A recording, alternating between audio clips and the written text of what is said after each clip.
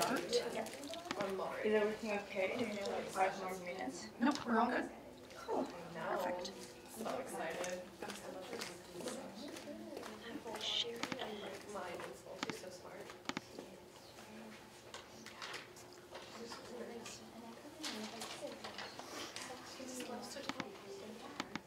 Okay, it's live. It says it's good health. Spring home. We're healthy. So hi everybody. I'm Luna Restrepo, the conference coordinator, and I'm very pleased to be here with you tonight. So thank you everybody for making time to come here today. The whole team of CUJA, the Concordia Undergraduate Journal of Art History, is very pleased to have you here for the 7th annual conference, Disconnect, Alienation and Art. This conference is in collaboration with FASA, the Fine Arts Students Association, and it highlights features and banned issues across mediums and subjects. The Disconnect Conference aims to foster dialogues that unpack the varying degrees and forms of alienation in art through critical discourse on art and spaces of exclusion, politics and activism, artistic medium and practice, interdisciplinary approaches, and the relationship between viewer, artwork, in cultural institutions. So before beginning this journey, we would like to acknowledge that Concordia University is located on unceded indigenous lands. The Kanien'kehá:ka Nation is recognized as the custodians of the lands and waters that we now call Montreal. Tiohtià:ke, Montreal, is historically known as a gathering place for many First Nations. Today, it is home to a diverse population of Indigenous and other peoples. We respect the continued connection with the past, present, and future in our ongoing relationships with Indigenous and other peoples within the Montreal community. So I'd also like to give a special thanks to all the CUJA team and the executive team. So we have Kimberly Glassman. She's not here now, but she's the editor-in-chief. Eleni Spiel, who's the communication coordinator. Autumn Cadoret, the managing editor. Diane Wong, the events coordinator, and our designer who's not here, but who made the beautiful catalogs that we have here. So please give a warm welcome to our first students panel that will deal mostly with the spaces of exclusion, with our moderator Bettina Pérez, and our first presenter Melodie Ratelle. The name of her essay is Contemporary Design of Indigenous Exhibitions. Thank you so much.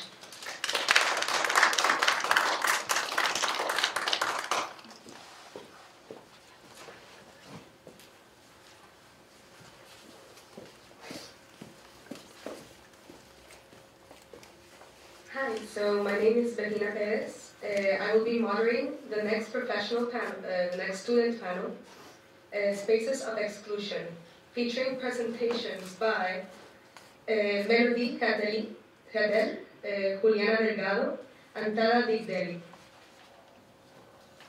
Please note that the presentations will be followed by a collective 15-minute question and answer at the end of the panel.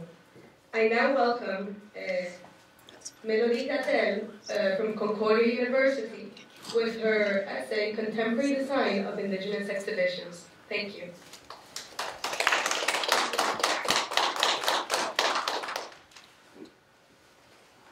Hello, everyone.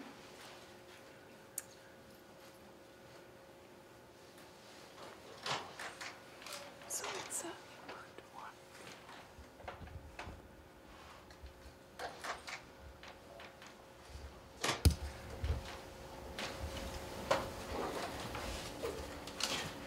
Hello, my name is Melodie Ratelle. I'm thrilled to present to you today a project that I'm passionate about and something that I've been working on throughout my major here at Concordia University.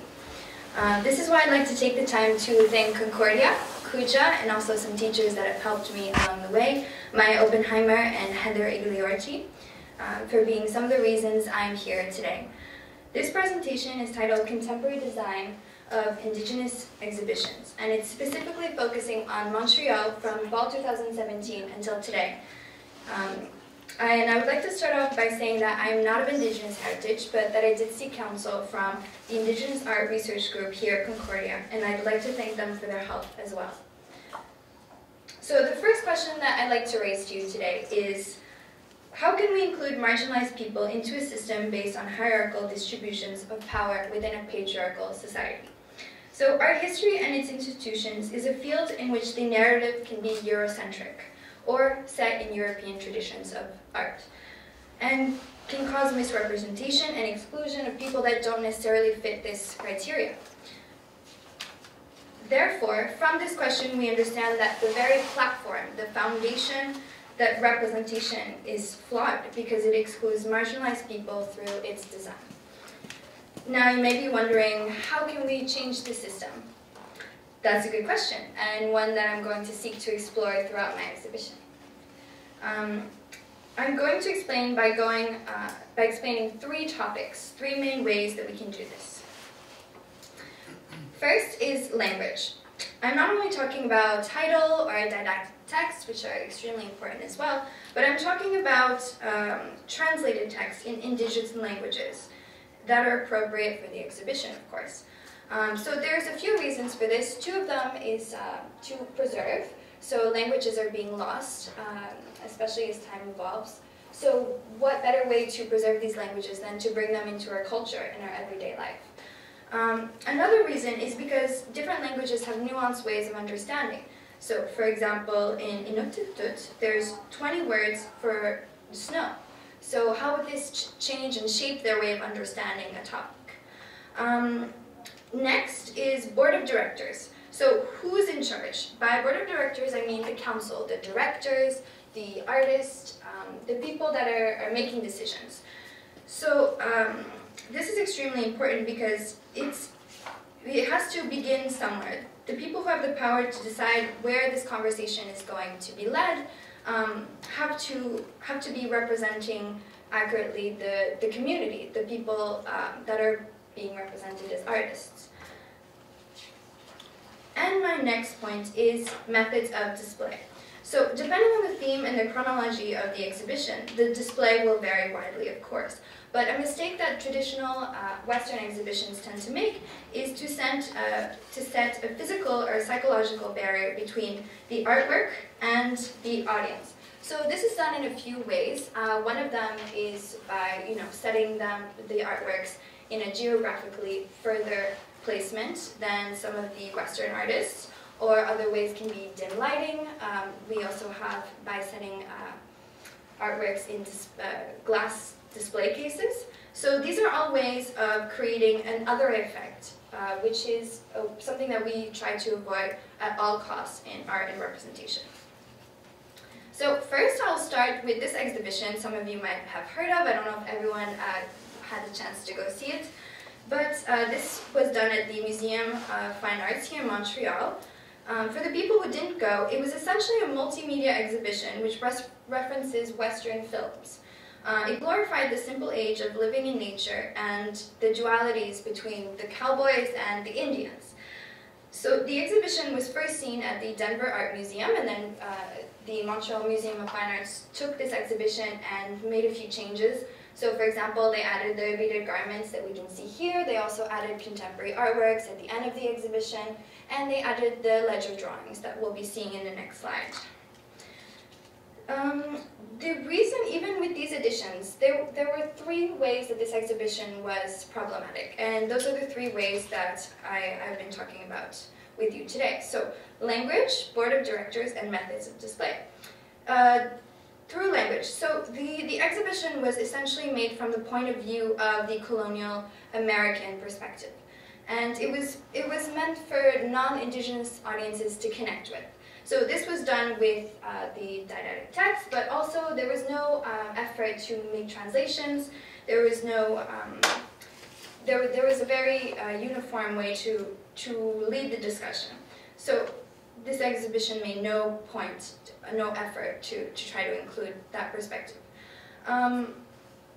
Through language at least. And then we have the board of directors. So no curators that were in charge of this exhibition were actually of Native heritage. And they did seek out help from different committees. So there were 2 out of the 6 committees that were specified in Indigenous representation. And then there were a few other workshops with professionals in the field of Indigenous studies. But those remained minorities compared to the others. So let me raise a question to you today. If museums are publicly funded, then should we be asking who are the people being represented? And by whom are the artworks being chosen? So these are the ledger drawings I mentioned earlier. And when I was at the art research group with the Indigenous Studies at Concordia, a woman mentioned these to me. And she said that these were the most positive aspects of her visit. And the drawings, by the way, are on the right. She said that this was positive because it revoked a colonial past. So it spoke on the traditions of art making that they had after colonization happened. And this was done on this kind of commodity lined paper, because drawing paper was not as available on the reserves in the early 20th century, mid-20th century. And these are all done by Cheyenne artists from Canada, and most of them are anonymous. But as you can see, so this is a perfect example of how display comes into representation. On the right, you have these drawings all pushed together. They're done with these kind of, simple black wooden frames. And then we have the ones on the left, which are set with multimedia video works, with interviews, and they're taking up much more space. There's better lighting. So we have this contrast happening even in the display, sending a message. Next, I'd like to talk to you about another exhibition. Inuit Kawi Maya Tukaniyit Art Architecture Traditional Knowledge exhibition at the non-profit gallery of La Guilde on Sherbrooke Street. So this is a craft gallery, and it's currently displaying the graphic works by contest winners for the design and decoration of the new High Arctic Research Station in Nunavut. But this exhibition in itself is taking place in Montreal. So let's discuss again language. So this exhibition, through its labels, catalogs, wall texts, have been translated in Inuktitut, French, and English, congruently stating that there's an inclusive mentality and accessibility between communities. Then you have the board of directors. So although the curators were French-Canadian, the contest winners for the High Arctic Station were discussed by the Inuit board of directors. So the people who chose the contest winners were of Inuit heritage. Also worth noting is that the La Guilde is a non-profit organization. So what that means is that the donors actually have a say in representation. Who is going to be, how are they going to be represented, and what platform are we using? So, and Morgane de Bellefeuille explained that this can lead to cliché representations of traditional methods of representing Indigenous peoples. So, but a positive initiative that she actually took towards this is to organize artist talks. So between the artists and the donors or the public, there were actually new dialogues which ended this kind of process of old perceptions. Then we have the display. So in this case, we have to consider the architecture of the Nunavut Research Station, which is above on the left, as a space. So the structure of architecture actually included Inuit principles of culture, which is the principle of free, open, and interconnected spaces. Then we have in the gallery space itself on the right. So the participants are represented in the below panel. So the below artworks here, the illustrations, were actually the contest losers, which the gallery chose to represent. And then above on the printed panels, on the actual gallery wall, are the contest winners' illustrations. Next, we will talk about the gallery exhibition, the Leonard and Bina Ellen Gallery. Sorry. The exhibition was the result of over 20 years of programming and production by the research network Aboriginal Territories in Cyberspace, and its platform, the Initiative for Indigenous Futures. The gallery created various medias and events which sought to speak on the history of Aboriginal development through technology and imagining Indigenous peoples in the future. Through language, which used 2 indigenous languages through their text, their catalog, and different media platforms. This was successful, of course. Then we have the board of directors, so that was my second point. There was a complete indigenous staff and artists. There was even ways through the media platforms, with especially their cyber powwow that they organized, that actually Aboriginal artists could communicate to one another in international scopes. These workshops provided Indigenous youths with the tools to build the future, while at the same time reinforcing their conviction that they will have a place in it. So through the display, it was actually a very novice method where the public can interact with every single artwork. So we have videos, we have video games, audio work, and this is a contemporary method of curation that involves interdisciplinary formats that the public can actually interact with throughout the space. So the most successful exhibitions out of the 3 that I've shown today are the last 2, because they're the most inclusive exhibitions. Their very platform was about decolonization, about talking about the future, involvement of different communities together, and through language, the Indigenous Board of Directors and the contemporary methods of display, they actually sought to think about the future, think about decolonizing our institutions. So to end on a hopeful note, throughout Canada, acts of reconciliation seek to take place. After the new renovations of the National Gallery of Canada in Ontario, that was done recently this past year, in 2017, we have the article written by a Canadian student, Adrienne Huart, and the article is titled An Indigenous Woman's View of the National Gallery of Canada. And she says, while I understand that the attempt to decolonize a major art institution is an enormous undertaking, I am always searching for methods of reconciliation, whether it be within or outside the gallery. Instead of creating an otherness, a divide between Western and Indigenous perspectives, the National Gallery of Canada was able to integrate the 2 while providing a candid portrayal of the destructive colonization our communities have faced. And so this will conclude my presentation for today. Thank you for listening.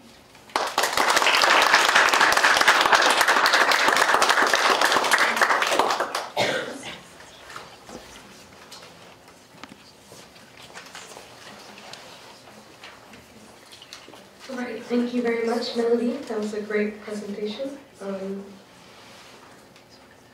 And now we will begin with the presentation of Juliana Delgado from Concordia University.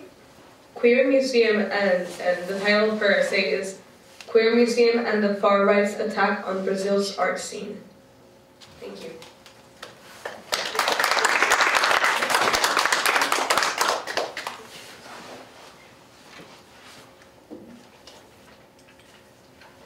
Thank you, Bettina. Oh.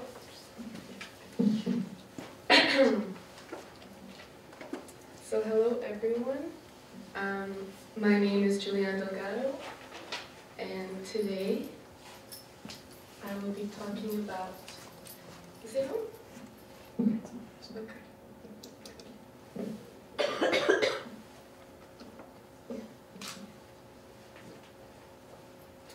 So today I will be talking about the controversial exhibition that opened in August in Porto Alegre,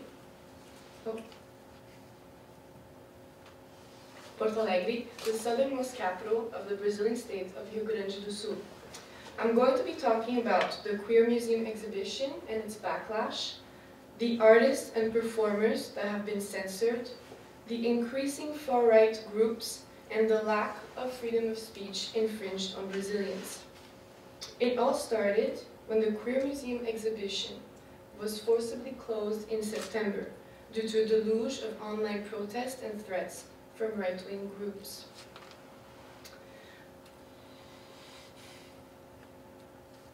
Last September, Queer Museum, Queer Tactics Toward Non-Heteronormative Curating was abruptly cancelled at the Santander Cultural Center. Santander, the sponsoring bank, pulled the show without consulting its curator Gaudêncio Fidelis. It was the first major exhibition dedicated to queer art in Latin America, with over 260 artworks featuring 85 artists, including well-known artists such as Ligia Clark and Alfredo Volpi.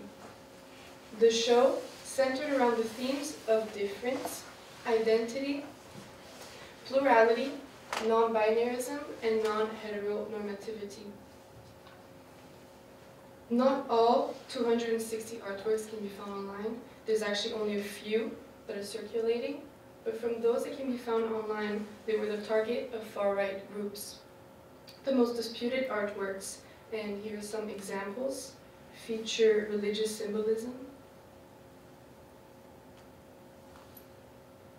sexual undertones, and sometimes explicit, and portrayals of children, in this case, gay and transgender children.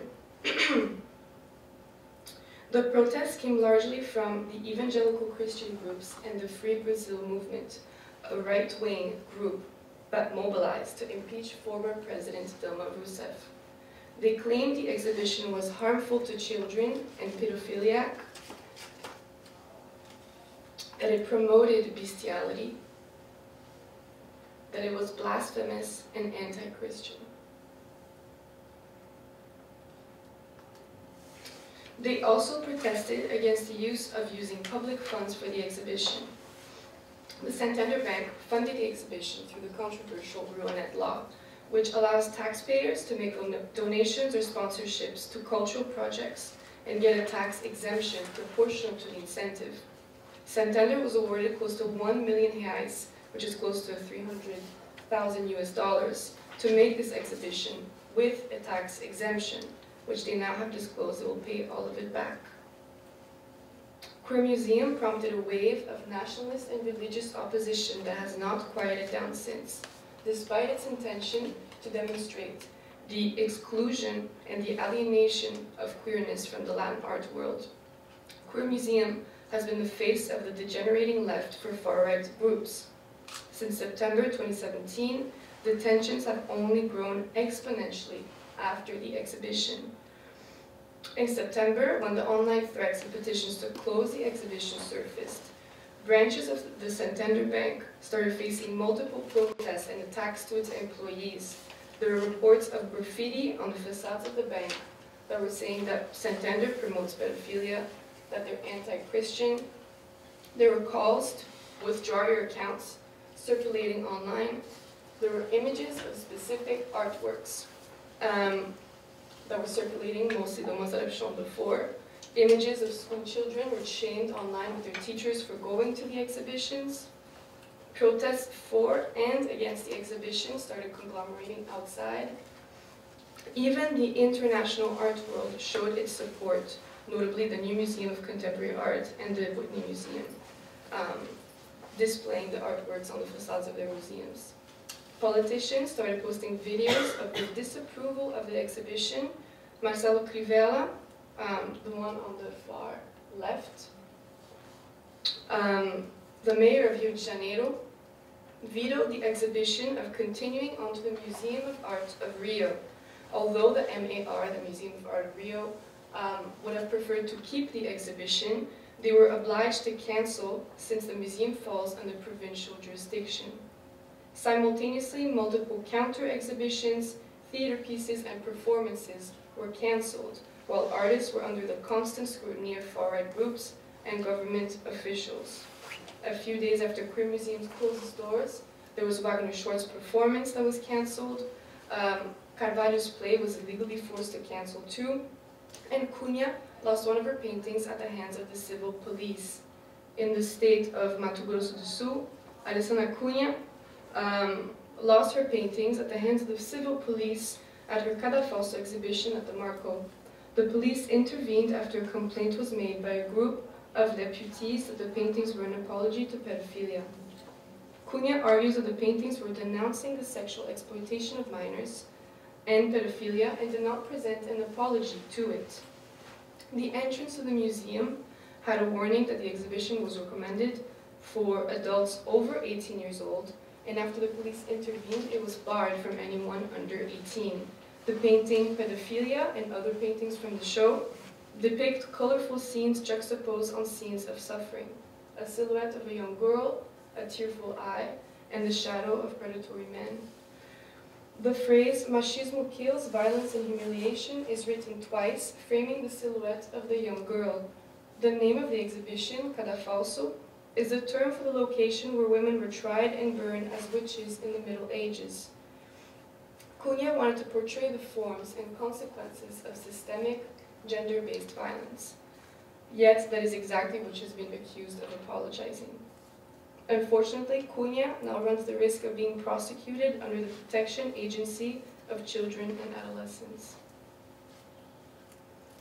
There is also Renata Carvalho's performance of a transgender Jesus Christ in the play The Gospel According to Jesus, Queen of Heaven, that faced intense criticism and online harassment, to the point that one of her performances was even cancelled by an emergency injunction by a São Paulo judge. Wagner Short's performance was also attacked with just as much fervor as Queer Museum. His naked performance, called La Bête, at the Museum of Modern Art of São Paulo, received just as many threats and petitions and protests. Short's performance was also abruptly cancelled after a video and a picture of him around children went viral. The performance consisted of him lying naked, allowing the audience to probe his body. It was inspired by the Ligia Clark series Bicho, that bears the same name. So Bicho was a series of interactive sculpture installations that allowed the audience to shape and fold the sculpture in different forms. And just like Bicho, the La Bête performance allowed participants to move and fold Short's body however they liked. The video, which I will show,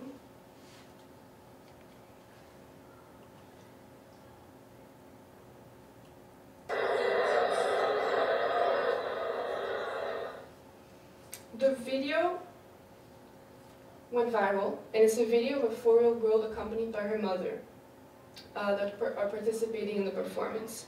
The video shows a little girl crawling around the artist, like touching his foot, wobbling it, pulling his finger, all while maintaining a pretty direct eye contact with her mother. Despite this being a pretty dull video, the Free Brazil movement jumped on this opportunity to denounce the museum of encouraging pornographic content and pedophilia. After a mere 4 days since the opening of the performance on September 30th, 20 demonstrators assaulted employees of the museum.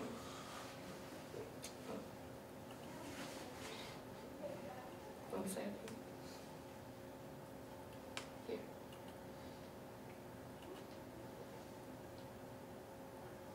And suffered physical attacks.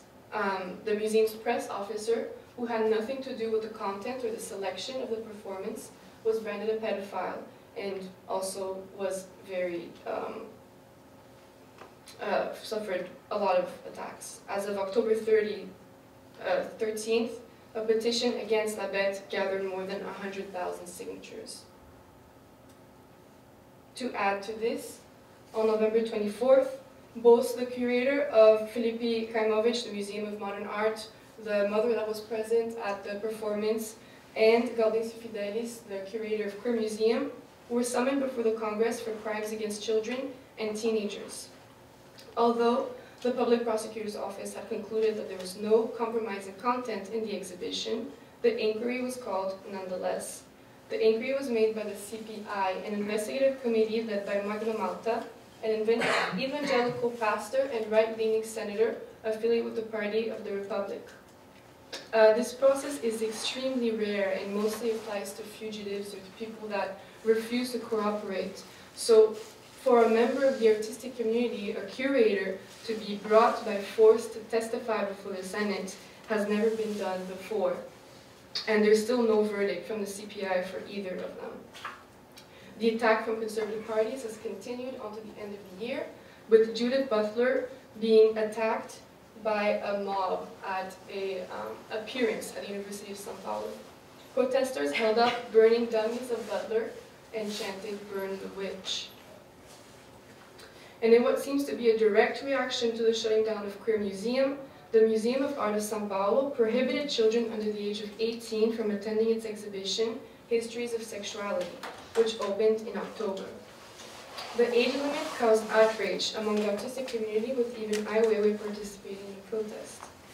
On November 11th, the Public Prosecutor's Office issued the article, Liberty of Artistic Expression in the Face of Protection of Children and Teenagers. It argues that, according to the Department of Justice, non-erotic nudity does not make content inappropriate for children, even those under the age of 10. As examples, the document cites Edouard Manet's Déjeuner sur l'herbe, in which a nude woman picnics among men. And while this artwork was shocking and controversial for its time, the article acknowledges that no one has been morally damaged from seeing them.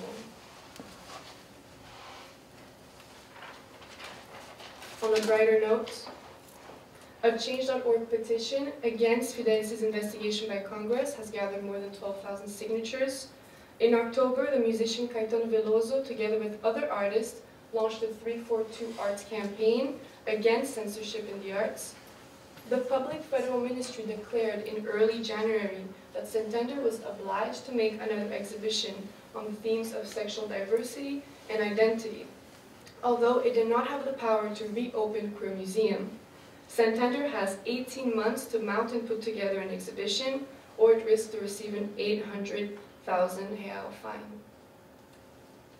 In the meantime, Gaudêncio Fidelis plans to reopen Queer Museum early this year at the Parque Lage Visual Art School in Rio de Janeiro, after receiving 66,000 reais in crowdsourcing.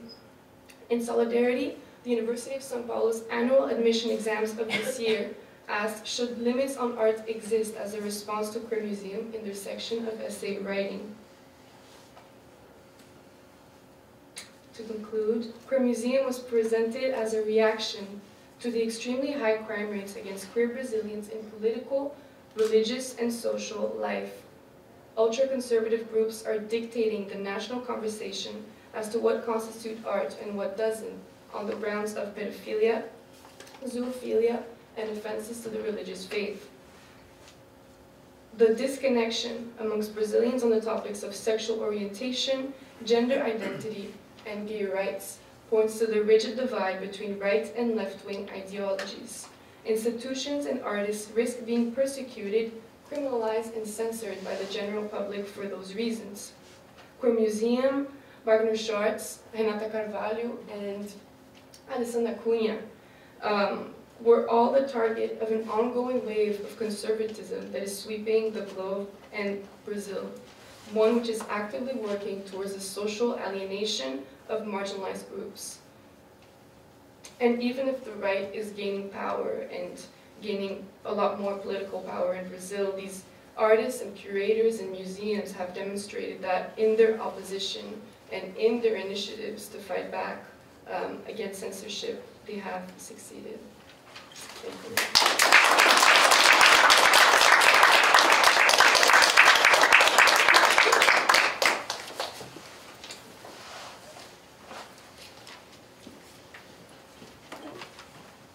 All right, thank you very much, Juliana Delgado. Very good piece. So finally, to conclude the series of Spaces of Exclusion, we will be presenting, Tala Bigdeli from the University of British Columbia will be presenting her essay, Fortifying Separatist Spaces of Self-Consciousness, the dialogical work of Carla Lonzi and Carla Accardi. Thank you.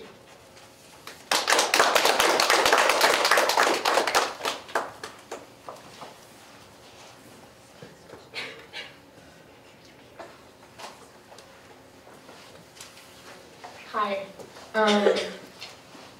I just want to start off by thanking the two presenters who did an amazing job before me, the organizers and all of Cuja and Concordia University for having me. This is a great opportunity. Have to warn you, I am a bit or very, very sick, so if I start drooling or coughing or sneezing in the middle of my presentation, please bear with me. Okay, so my essay is called Fortifying Separatist Spaces of Self-Consciousness, the Dialogical Endeavors of Carla Lonzi and Carla Accardi. I'm going to start with a bit of a summary or like a thesis of sorts, and then I'm going to just delve into it. Here we go. Between the years 1965 and 1971, Italian artist Carla Accardi erected 2 full-scale tendas, the Italian word for tent, encompassed in a transparent sicca foil, a clear plastic sheeting instrumentalized for commercial packaging. Though better known as a painter, Accardi created these 3-dimensional environments during an era of social and political upheaval, when post-war financial invasions under the aegis of Marshall Plan and growing American hegemony gave rise to new feminist politics in Italy.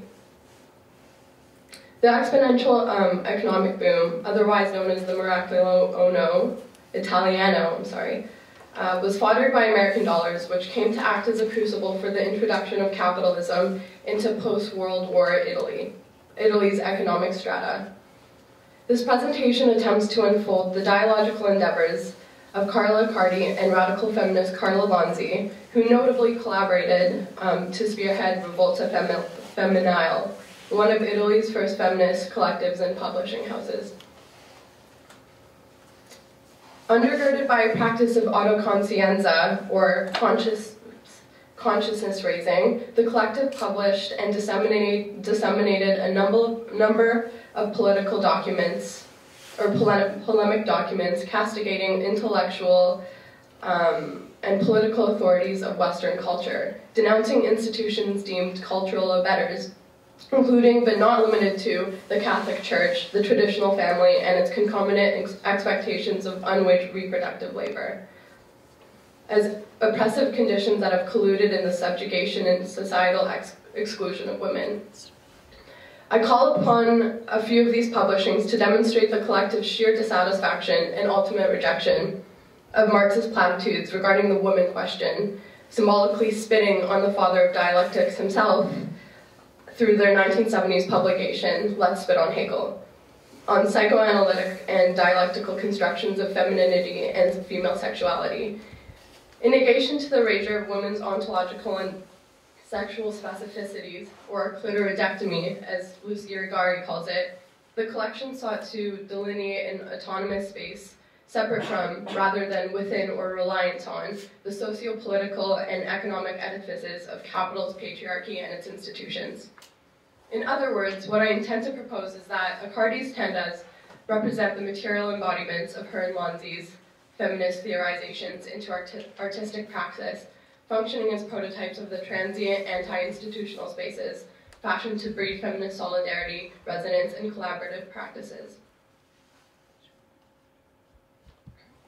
The radical design proposals for the tendas fortified a translation from the personal realm into the semi-public spectacle, just as the practice of autoconscienza would later convert individual reflection into a dispersed, collaborative, and interactive political tool. By the late 1960s, Rivolta Femminine's co-founder, Carla Lonzi, had already been a successful art critic in post-World War Italy for nearly a decade, when her involvement and commitment to the formulation of the collective coincided with the publication of Autoritratto, a collection of interviews with 14 artists, in which she announced her formal resignation from the phony profession of art criticism. It was in these years occupying the role of an art critic and curator that it became axiomatic to Lonzi that practices of art making had increasingly emerged as entwined with or otherwise heavily subtended by socio-political contours that enable a number of institutions, asymmetrical power dynamics, as well as forms of labor relations and sexual differences that machinate to systematically subjugate the woman. Thus, we could say that this resignation was in part a militant response to the co-constructive edifices of advancing capitalism, but we could also see it in part as an effective response to the terminally exacerbating ennui manifested by the inauthenticity of art as an institutional apparatus that perpetuated what Lonzi herself derided as, quote, the myth of male culture. This act of withdrawal, or what we could otherwise call a refutation, a protest, or a negation, redirected her towards a vision of feminist politic, towards vision of feminist as politic of expression, a metaphysical resonance and shared consciousness with other women that she could not locate with other male artists. This was clear to women closely affiliated with Lonzi, both professionally and personally, such as Carla Accardi, who among the 14 subjects of Autoritratto was the only female to engage in Autoritratto's politics of resonance, in Italian called resonanza. For Accardi and Lonzi, Autoritratto signified the formal departure from their professional aspirations and into the realm of the political and lived real. This departure consolidated the impossible reconciliation between cooperative entanglement with the art world and radical feminist politics built on an anti-institutional character and separatist praxis. Willed into existence in 1970, only a year after the publication of Autoritratto, Accardi, in conjunction with Carla Lonzi and Elvira Benatti, formed the collective Rivolta Feminine that achieved diffusive notoriety following the dissemination of mimeographed copies of their manifestos throughout Rome. The document, echoing much of Lonzi's theorizations, fertilized the subject of female difference into public thought and upheld a staunch denouncement of egalitarian politics that would later become central to Italian feminist discourse over the next 3 decades. Vociferously anti-authoritarian in their rhetoric and practice, the group insisted on a need for female autonomy and creative freedom above any other social or political imperative. This would eventually unfurl into the realm of the public sphere in the form of Accardi's quasi-domestic structures. The group aimed to reappropriate space for women that would dismiss the definition of separatism as a form of segregation, a space conducive to creativity and expression estranged from the, quote, myth of male culture. Parallel to these developments, the Opereo, the workerism movement, and the Autonomia, always have trouble with this, movements, born out of a perceived betrayal of workers on the part of Italian communism, on the Italian Communist Party and the Workers' Union, in response to capitalism's growing, seamlessly smooth integration into the totality of all human existence. Expanded the notion of the working class to include the multitude, reconfiguring and expanding the normative identity of the waged factory worker to include the unwaged and disenfranchised, such as women, immigrants, and students. As art historian Jala Mansour catalogs, anti-capitalist feminism in the 1970s was beginning to document the societal movement from institutionally cemented over patriarchy to capitalist patriarchy, which is to say an obfuscated patriarchal logic that underscored the foundations of capitalism, requiring, in turn, a feminism that consolidated anti-capitalist struggles into its praxis. In their 1970 manifesto, Rivolta Feminine questions, why has it been, quote, why has it been overlooked that women play a part in the reproductive process through their work in reproducing labor power within the family, and that their exploitation in the home is an essential function of the accumulation of capital? A reverberating declaration echoed 2 years later in Selma James and Mariosa Della Costa's seminal pamphlet, The Power of Women in the Subversion of the Community, in which the incendiary struggles of feminism is situated within a negative dialectic to power and capital, turning to those whose survival and function in society is fully dependent on and determined by capital, but who are nonetheless excluded from it. Indigenous scholar Glenn Coulthart, writing on the failure of identity politics to address oppression within a Canadian settler colonial context, notes, quote, the predatory nature of capitalism functions in relation to or in concert with axis of exploitation and domination configured across racial, gender, state lines. Any strategy geared towards authentic decolonialization must confront more than mere economic relations. positing that it, quote, has to account for the multifarious ways in which capitalism, patriarchy, and white supremacy, and the totalizing character of state power interact with one another to form constellations of power relations that sustain colonial patterns of behavior, structures, and relationships, unquote.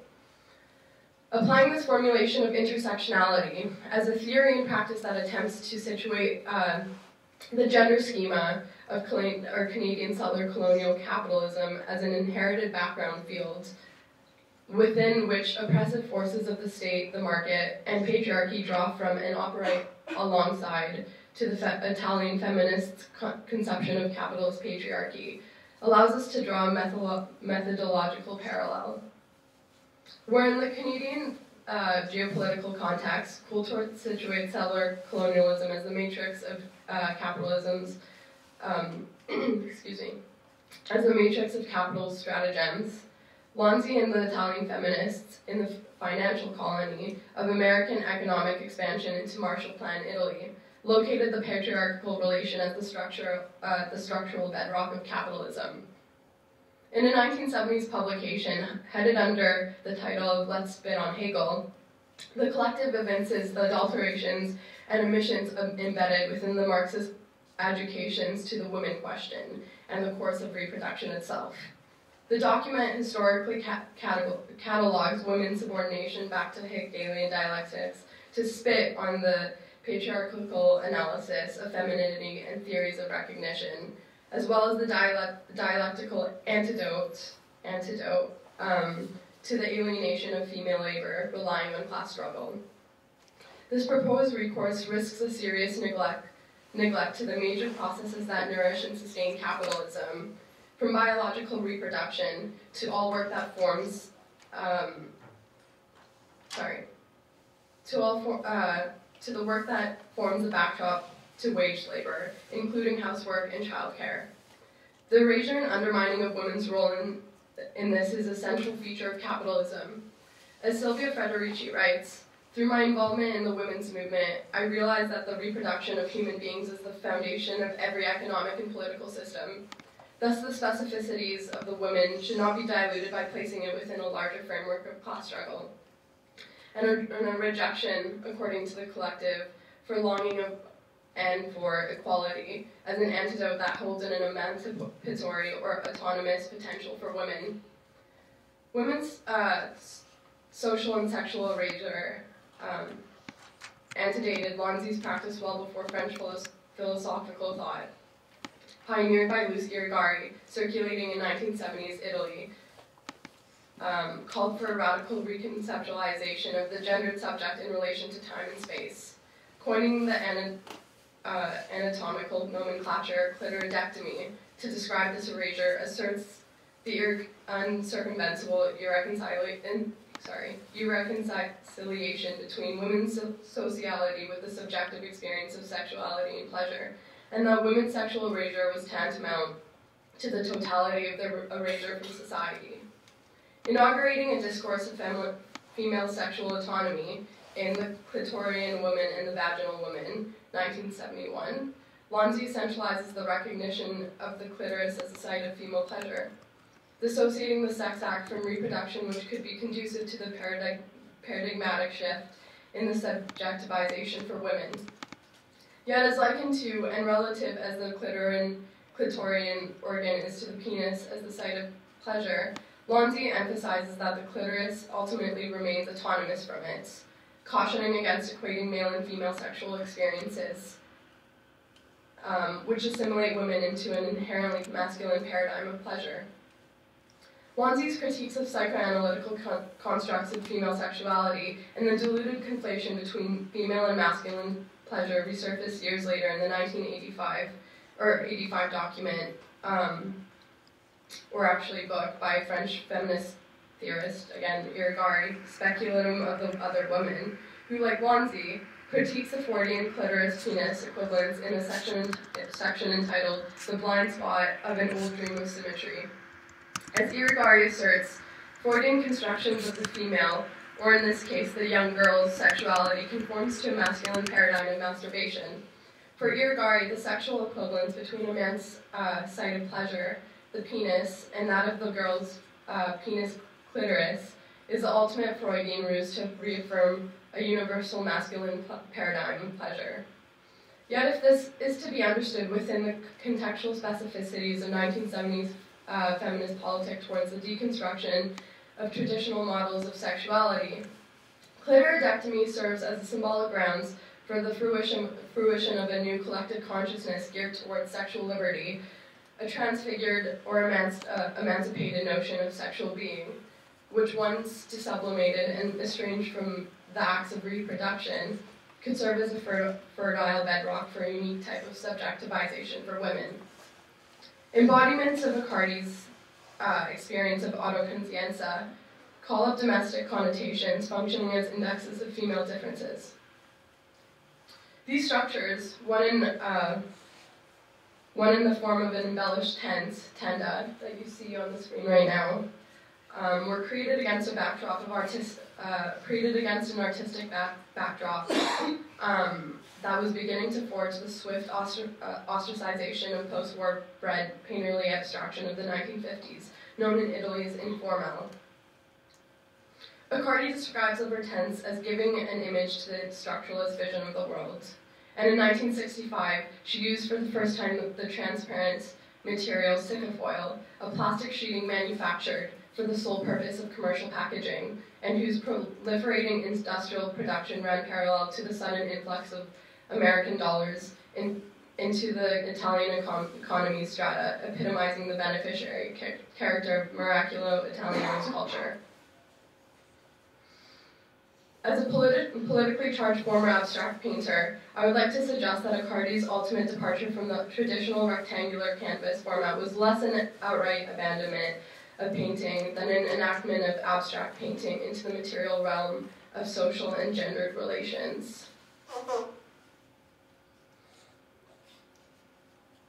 A year subsequent to the completion of Tenda, Ambient Arancio, the one that you see in front of you right now, began materializing as the second installation in Accardi's series of environments. Unlike Tenda, however, Accardi explores the internal fixtures of a space in this work rather than its architectural composition. Instead of developing the structure of a habitable space, Accardi coalesces materials and furnishings that are reminiscent of the interior of a domestic or semi-private space. Apart from creative endeavors, Accardi's strengthening commitment to feminism towards the end of the decade culminated in authoring one of Revolta Feminine's first publications, Superior e Inferior. This resulted in her dismissal for trying to it resulted in her prompt termination as a school teacher because she goes to the school and tries to conduct interviews with her students about early onset educational inculcations of gender differences. And so I'm going to conclude because I'm running out of time. I wish I could go on, but I will say that in a conversation with Lonzi, and this is important, in 1966, Accardi personalizes Tenda as a little temple, a painstakingly self-created environment, working twofold as an act of liberation. Connecting the creation of the tent to herself and Lonzi's theoretical emphasis on female labor. Symbolic of an autonomous community created for and by women, Accardi's tents function as fertile spaces to breed feminist solidarity, collaboration, thought, and practice. They provide homes, in line with the traditional role of the wife, but redirect the fruits of the female labor to women's advantages, no longer externally provident, but rather self-provident. In their transparency and density, Accardi's performative spaces demonstrated the permeability symbolic of the female conditions and strived to harness these associations for female gain. In embodying the experience of autoconscienza, Accardi's structures were intended to portray, in both a symbolic and physical sense, the reevaluation of female differences, a philosophical issue at the focal point in Carla Lonzi's theoretical considerations and inner circles. Rather than circumvent tropes pertaining to gender differences, Accardi used her own aspirations and inspiration and spearheaded her own creativity, working closely with the reality of the ghettoization of women in patriarchal structure. Thank you.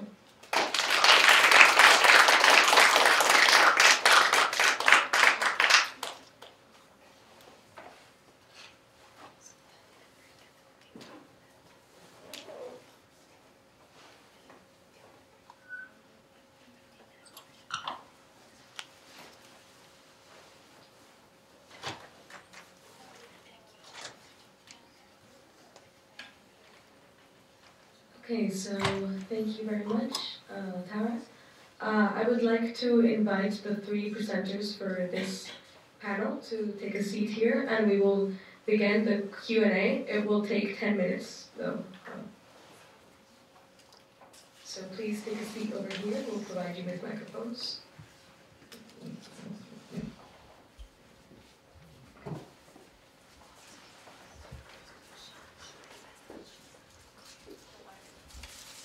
All right, so would anybody have any questions for any of the panelists, or would I have to begin? All right, so in the back. For the person that was talking about the queer museum, do you think this is something that you can see in other countries in Latin America, or this is something that is just related with what happened in Brazil right now? And is there any connection between this and the high rate of people that is Christian in these countries? It's on? Hello. Okay. Thank you for the question. It's a really good question. So it is something that's happening all throughout South America. This wave of far right and this very high religious countries too, and Brazil being like the most evangelical country in the world. But I think what's really particular of what's happening in Brazil is this kind of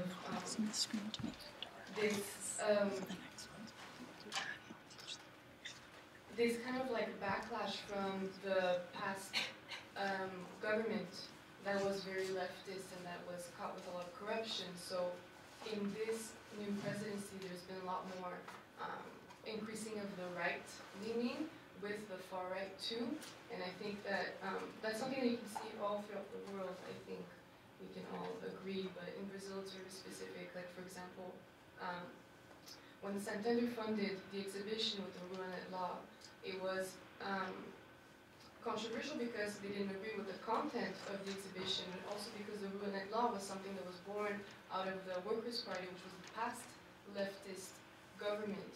So it was not only you're making this exhibition with this terrible art, but you're encouraging, it's like a left-wing encouragement of these like bad values, if that makes sense. Right. The hand over here. Yes?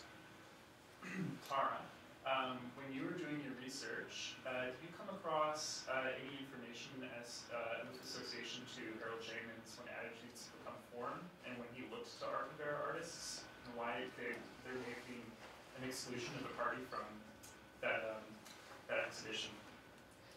So repeat, who? The curator Harold Jamin, when he curated in 1968 When Attitudes Become Form, he called most of his artists from Italy during the Art Nouveau movement, and my understanding is that party is part of the Art Nouveau movement, but is being overlooked. And I'm just wondering if you came across some information.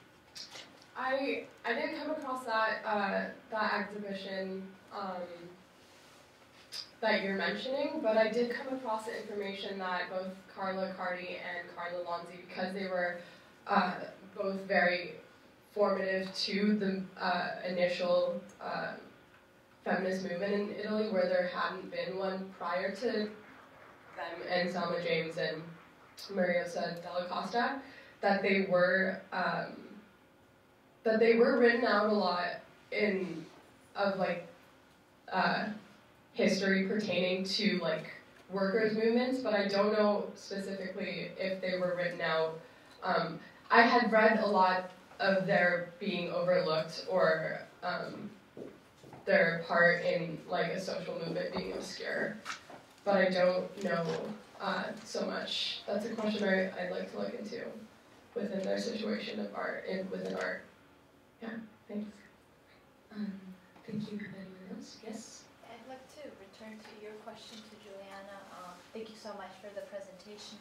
This kind of reminded me of, I don't know if you know about the degenerate art in 1941 and during the Nazi era. And with that in mind, and I'm drawing a lot of parallels, and we are, 60, 70 years later on, and we're seeing so many very similar reactions to people. Do you think it's just the way human mind works? There are certain limitations, there's certain censorship, or do you have hope that at some point in our civilization we'll be able to overcome this?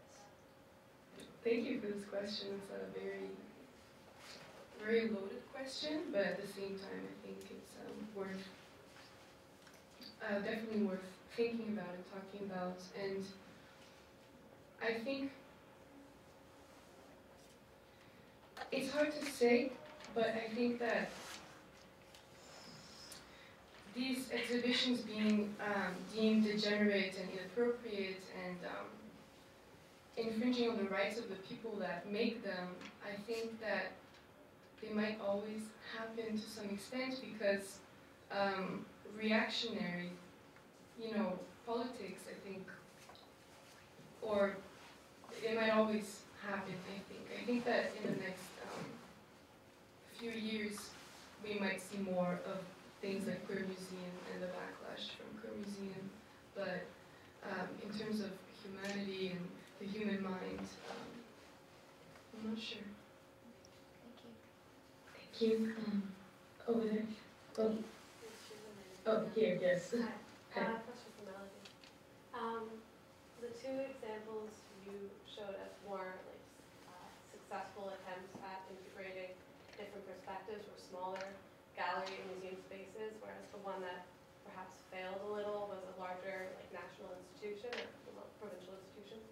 And so I'm wondering if you think it's possible for an institution like the MMFA or the National Gallery or the AGO being so loaded and bogged down with very colonial Western history to actually achieve that level of inclusion, or if it's easier for smaller spaces and newer spaces? Is there hope? That's a really good question, actually. I think that there's definitely hope, and like I showed in the last slide, the National Gallery of Canada is going through this process of renewing its collection and kind of setting it up differently, and they hired an Indigenous woman that's curating this section, and I think that's a really positive step an institution can take in that direction. I think one of the reasons the Montreal Museum of Fine Arts was a little bit unsuccessful in the execution is because the curation lacked the perspective that maybe one would have hoped, especially from the staff members. But I think that there's definitely hope, and things are moving forward, and I see that through my research. Although it is much easier for galleries to be able to kind of approach these subjects, because institutions have to deal with a lot of political feedback, and there are a lot of voices that want to be heard when it comes to colonial and post-colonial studies. So I think that we do have to take that into account. Thank you. And yes, over there. Yeah, my question's for Juliana, because it seems like the backlash from Queer Museum is it's not really about the art, it's about queerphobia, and it's really fueling the far-right groups. So my question is, do you think art can, or how is art combating queerphobia as it's fueling it? Mm-hmm. Instead of fueling it? Well, because it fuels it. Does it also combat it? Combat it.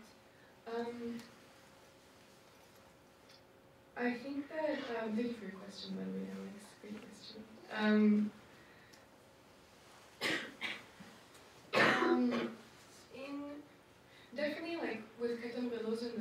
to arts movements against censorship, there is this this position of artists that want to fight back and will fight back and are fighting back through protests and crowdsourcing, reopening Queer Museum.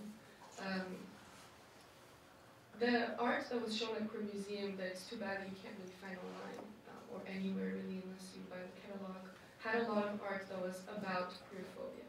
Like the artwork of the children was specifically about being a child and being trans or being non-binary or being gay. So that was an artwork that was made against queerphobia, but that was that kind of backlash against it. So I think it is possible to make art against queerphobia. Yeah. So we have time for just one more question. Yes? For Melodie, respect to the fact that the Museum of Fine Art did some modifications to the original exhibition, which one were the modifications? And do you think that this was actually an attempt to be more inclusive? That's a good question, yeah. I definitely think that it was an attempt to be more inclusive. The one that was most successful, because it did have Indigenous contemporary artists at the end, like Monkman installations, and I think that the ledger drawings that I showed were a bit more successful because most of the exhibition took place on art history throughout the ages. It wasn't so much about contemporary art. So by adding these ledger drawings, we were kind of revisioning, so what was happening in these reserves, what kind of art was being made. So I find that to be successful, and I think that the MMFA wanted to kind of reconciliate that, the kind of colonial maybe perspective that this exhibition could have had. So by instilling contemporary art and these ledger drawings, they were trying to make it, trying to heal that, but in a way it felt very much revisionist. It was trying to integrate something into a conversation that was trying to exclude them. So it just felt a little bit hypocritical for me, as well as some of the members from the Indigenous Art History Research Group. All right, thank you very much, everyone, for joining our student panel of Spaces of Exclusion. Give a round of applause for the